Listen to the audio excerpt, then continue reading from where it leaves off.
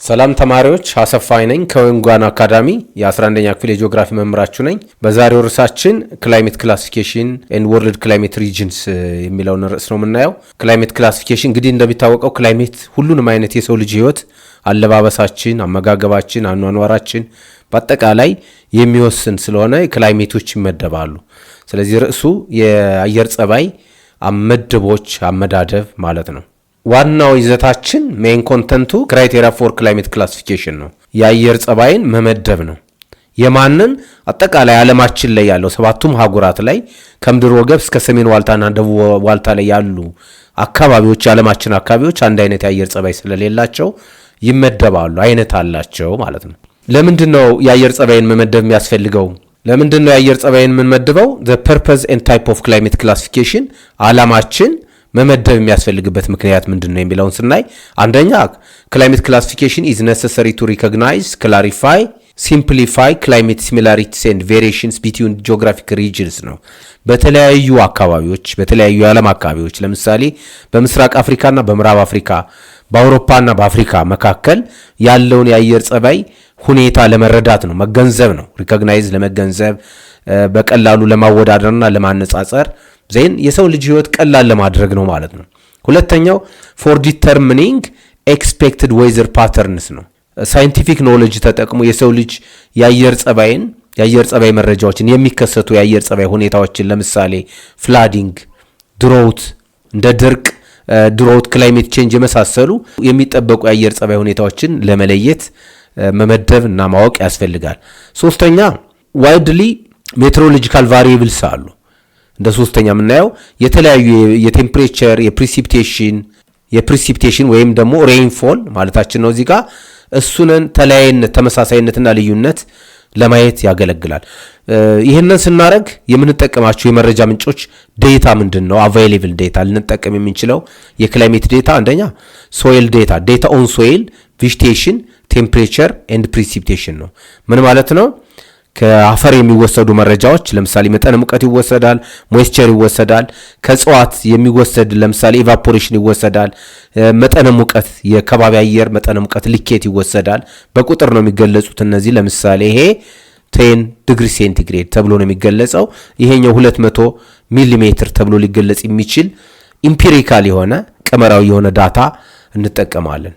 ዓለማችን ላይ እስካሁን ያሉት የክላይሜት ክላሲፊኬሽን አይነቶች 3 ናቸው። 3 ዋና 3 ሜጀር ክላይሜት ክላሲፊኬሽን ስኪምስ አሉ። ስኪምስ ሚንስ ፕሮግራም ታይፕስ ነው። የመጀመሪያው ኤንሸንት ግሪክ ክላይሜት ክላሲፊኬሽን ነው፣ ክላይሜት ክላሲፊኬሽን። ሁለተኛው ጄኔቲክ ክላይሜት ክላሲፊኬሽን፣ ሶስተኛው ኢምፒሪካል ክላይሜት ክላሲፊኬሽን የሚባሉ 3 የአየር ጸባይ ወይም የአየር ንብረት አመዳደብ አይነቶች አሉ። በቀጥታ የምንሄደው ወደ ኤንሸንት ግሪክ ክላይሜት ክላሲፊኬሽን ነው።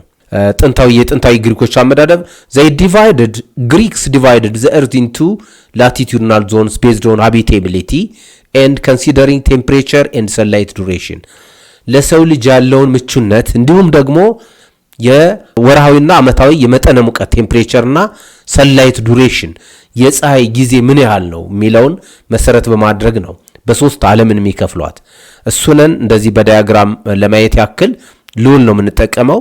ሉሉን ስለን ይሄ 0 ዲግሪ ኬክሮስ እስከ 30 ያለውን ለብቻ፣ ሳውዝ እና ኖርስ ከ30 እስከ 66 ተኩል ዲግሪ ኖርዝ ያለውን ለብቻ፣ አሁንም ወደ ሳውዝ 66 ዲግሪ ተኩል ያለውን ለብቻ፣ ከ66 እስከ 90 ዲግሪ ያለውን ይሄ ለምሳሌ ቀዝቃዛው ክልል ነው። ይሄ ክልል 1 ነው። ይሄ የምድር ወገብ አካባቢ ነው። የምድር ወገብ አካባቢውን ነምበር 1 የምንለው ይሄኛው ከ30 ዲግሪ ከ23 ተኩል ነው እስከ 30። አንዳንድ መጽሐፎች 30 ላይ ይቀመጣል። ዩዥዋሊ 23 ተኩል ብለን ነው የምንወስደው። ከ23 ተኩል እስከ 66 ያለው ሁለተኛው ክልል ነው። ከ66 ተኩል ዲግሪ እስከ 90 ዲግሪ ሰሜንና ደቡብ ዋልታ ያለው ደግሞ ሶስተኛው ክልል ነው። ያ ማለት አንደኛው ክልል ትሮፒካል፣ ሁለተኛው ቴምፕሬት፣ ሶስተኛው ፍሪጅድ ዞን ነው። ፍሪጅድ ዞን ነው የመጀመሪያው። ፍሪጅድ ዞን ሚንስ ፖላር ሪጅንስ ኢንክሉዲንግ አርክቲክ ኤንድ አንታርክቲክ ሰርክልስ ነው። አርክቲክ ወደ ሰሜን ዋልታ አካባቢ ያለው አካባቢ ነው። አንታርክቲክ ደግሞ ወደ ደቡብ ዋልታ አካባቢ ያለው የዓለማችን አካባቢ ነው። ይህንን ነው የሚመለከተው። ባህሪው ዊዝ ኤክስትሪምሊ ፍሪጅድ ቴምፕሬቸር ነው። እጅግ በጣም ዝቅተኛ እስከ -23 አፕቱ -23 ዲግሪ ሴንቲግሬድ መጠነ ሙቀት ዱሪንግ ዊንተር ሲዝን ያለበት አካባቢ ነው። ሁለተኛው ሪጅን ቴምፕሬት ዞን ነው። ቤስት ክላይሜት ነው የሚለው በጣም ከሱቴቢሊቲ ከሃቢቴቢሊቲ ለሰው ልጅ ለማምረት ለመኖር ከተሞችን ልማት ለመስራት ቴክኖሎጂ ለማስፋፋት ለኑሮ ምቹ ከመሆን አንጻር ቤስት ክላይሜት የሚባለው ነው። ሃቢታት ነው። ሎኬትድ ቢትዊን ፍሪጅድ ኤንድ ቶሪድ ዞንስ ነው። በቀዝቃዛውና በሞቃቱ ክልል መካከል ሞቃቱ ክልል የሚባለው ይሄ ቁጥር 1 ያልነው ነው። ወይም ደግሞ ወርመር ሪጅንስ የሚባለው ነው። ቀዝቃዛው ክልል ፍሪጅዱ ስለሆነ። ሶስተኛው ቶሪድ ዞን ነው። ይሄ ምን ማለት ነው? ትሮፒክስ ወይም ወርመር ኤሪያ ነው። ሞቃቱ የዓለም ክፍል ነው። ሳውዝ ኦፍ ዘ ሜዲተራኒያን ሲ ዩዥዋሊ ከሜዲተራኒያን ባህር በስተ ደቡብ አብዛኛው የአፍሪካ አብዛኛው ላቲንና አብዛኛው የደቡብ ምስራቅ ኤሽያ አካባቢን ያካልላል ማለት ነው። ሁለተኛው አመዳደብ አይነት ጄኔቲክ ክላሲፊኬሽን የሚባለው ነው። ሁለተኛ የአየር ጸባይ ምደባ አይነት ይሄ መሰረት የሚያደርገው ቤዝድ ኦን ሜጀር ፎርሲንግ ፕሮሰስስ ነው። የአየር ጸባይን ፎርም የሚያደርጉ ሼፕ የሚያደርጉ የሚቀርጹ ወሳኝ የሆኑ የአየር ጸባይ ክስተቶችን መሰረት አድርጎ ነው። እነማን ናቸው?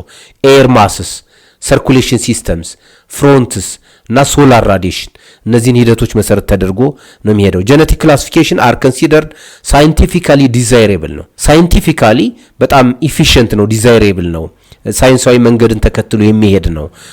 በት አር ሞር ኮምፕሌክስ ቱ ኢምፕሊመንት ሚንስ ለመረዳትና ተግባራዊ ስራ ላይ ለማዋል ትንሽ የሚያስቸግር ላይት አይደለም። ምክንያቱም ኢምፒሪካል ቢኮዝ ዱ ኖት ዲፔንድ ኦን ኢምፒሪካል ዳታ በቁጥር የሚገለጹ አሁን ኤር ማስ ሰርኩሌሽን በቁጥር እንደ ቴምፕሬቸር 10 20 ተብለው በቀላሉ የማይገለጹ ነገሮችን መሰረት ስለሚያደርግ ትንሽ ኮምፕሌክስ ይሆናል ማለት ነው። ሶስተኛውና የመጨረሻው የክላይሜት ክላሲፊኬሽን የአየር ጸባይ ምደባ አይነት ኢምፒሪካል ክላሲፊኬሽን ነው። ኢምፒሪካል የሚለው ነምበር ማለት ነው። ነምበር ወይም በአማርኛ መጠናዊ ማለት ነው። መጠንን ቁጥሮችን በመጠቀም ነው። ዩዝ ዴታ። ስለዚህ ከስሙ እንደሚያመለክተው መረጃዎችን አሃዛዊ መረጃዎችን ይጠቀማል። የምን መረጃ? ቴምፕሬቸር ዴታ። ኤግዛምፕል 20 ዲግሪ ሴንቲግሬድ ዴታ ነው፣ ቁጥር ነው። ኤግዛምፕል ፕሪሲፒቴሽን 200 ሚሊሜትር ኦፍ ሬንፎል። ካልኩሌት ዘ ክላይሜት ታይፕ ቤዝድ ኦን ስፔሲፊክ ክላስ ባውንደሪስ። ስለዚህ መጠነ ሙቀቱ ከዚህ በታችና ከዚህ በላይ ለምሳሌ ግሬተር ዛን 80 ዲግሪ ሴንቲግሬድ ይሄ ይባላል። ለዛን 10 ዲግሪ ሴንቲግሬድ ከሆነ ኩል ክላይሜት ይባላል ተብሎ ቁጥሮችን ባውንደሪ ገደብ በማስቀመጥ የሚያስቀምጥ የክላሲፊኬሽን አይነት ነው ማለት ነው። ኮፐርና ትሮዋርታ ሲስተምስ አር ኤግዛምፕልስ። ትሮዋርታ ክላሲፊኬሽን ከኮፐርን ብዙም ልዩነት የለውም፣ ሲሚላር ነው። በሆነ ክራይቴሪያ ብቻ ነው የሚለያዩት። አር ኤግዛምፕልስ ኤንድ ሲምፕል ቱ ዲፕሎይ ዌር አባንዳንት ክላይሜት ዴታ ኢዝ አቫይሌብል። አባንዳንት ክላይሜት ዴታ ሚንስ በቂ የአየር ጸባይ የአየር ንብረት መረጃ አለበት ቦታ ሁሉ ማንኛውም ሰው ካልኩሌት አድርጎ የክላይሜት ታይፑን መመደብ ይችላል ማለት ነው። አባንዳንት አቫይሌብል የሚሆነው ደግሞ ሜትሮሎጂካል ስቴሽንስ ማለት ነው። የሜትሮሎጂ ጣቢያዎች አካባቢ ዓለም ላይ ያሉ የሜትሮሎጂ መረጃዎች የሳተላይት የክላይሜት መረጃዎችን ስላሉ እሱን መሰረት ያደርጋል። ይሄንን መሰረት አድርገን ጥያቄዎችን እንሰራለን ተማሪዎች።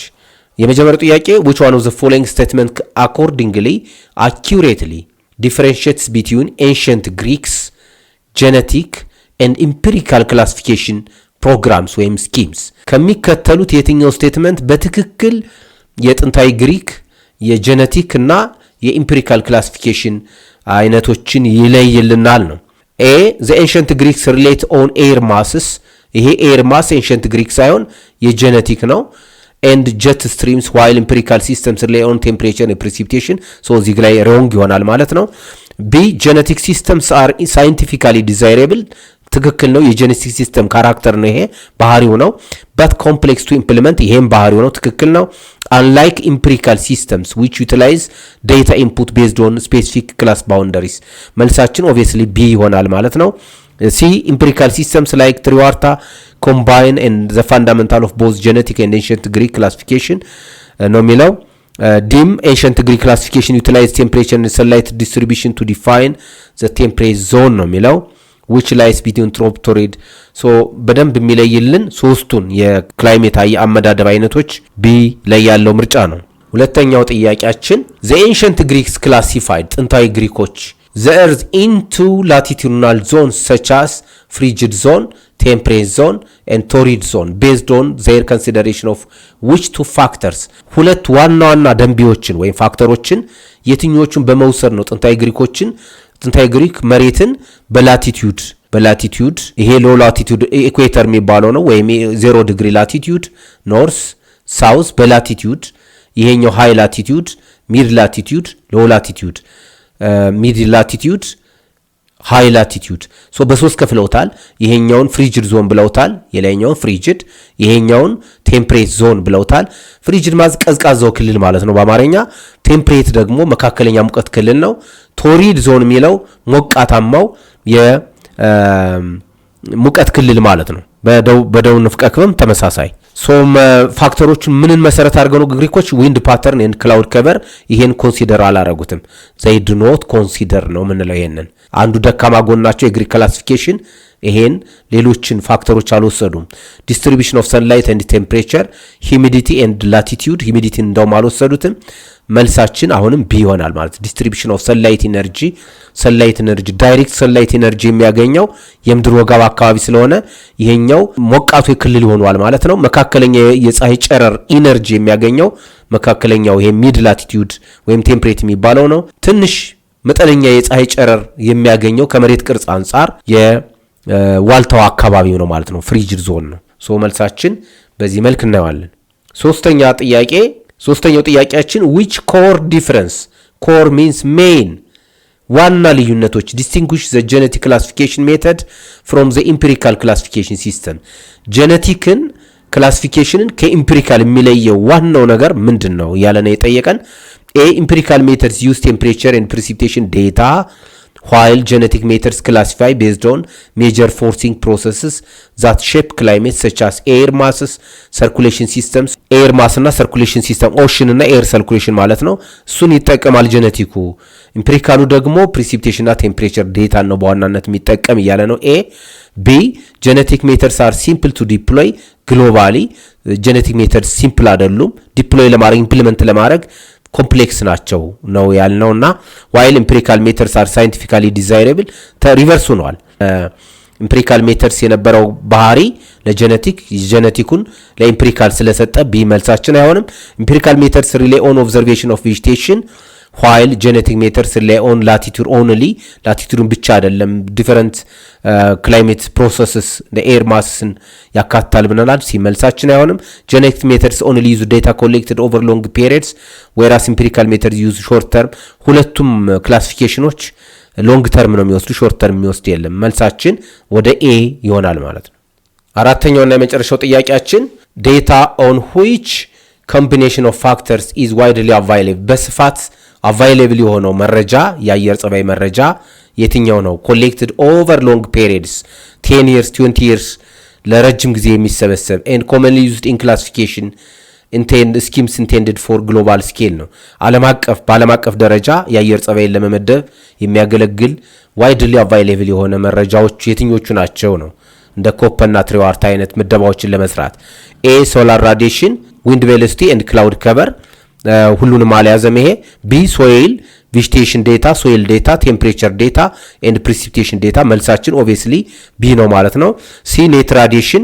pressure zones and ocean currents አብዛኞቹ የሚጠቀሟቸው B ላይ ያሉትን ነው በጣም commonly available ይሆኑ እንግዲህ ተማሪዎች የዛሬውን ትምህርታችን በዚህ ጨርሰናል በሁለተኛው ትምህርታችን እስከምንገናኝ ደህና ሁኑ